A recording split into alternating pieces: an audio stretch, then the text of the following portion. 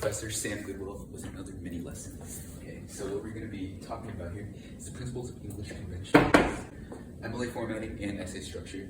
These you want to always apply to your writing because that way it's credible and teachers actually give you a good grade.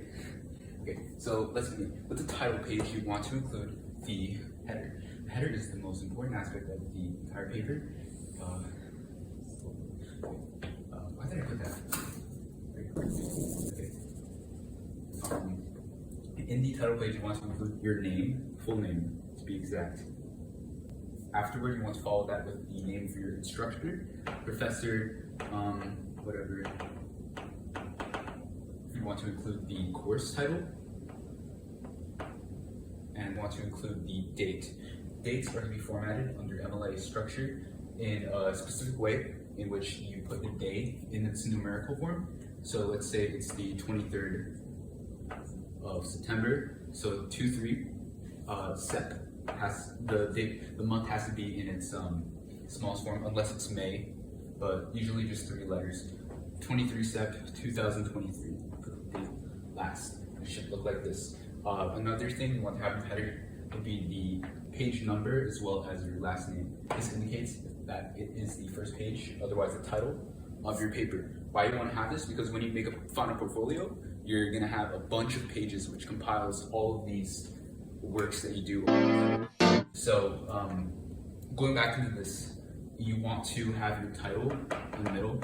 You want to have a indent, 0.5 of your first paragraph. So right away. Something I would recommend when you compose your papers, you would probably want to add a transition word or a transitional phrase.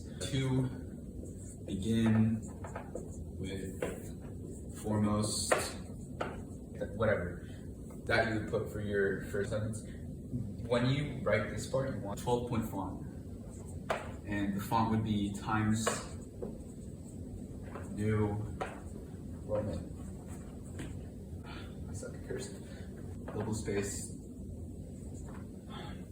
When you write your subsequent paragraph, you also want to indent that.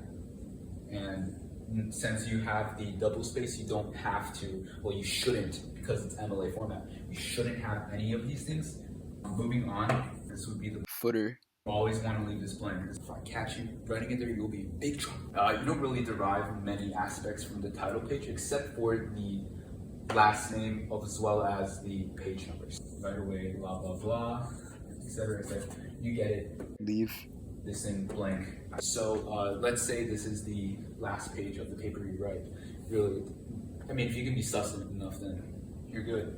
But part of MLA, you need to include citations. This would entail having a completely separate page. Really just cited. But if it's just one that you cite, it's works cited, wherein you have the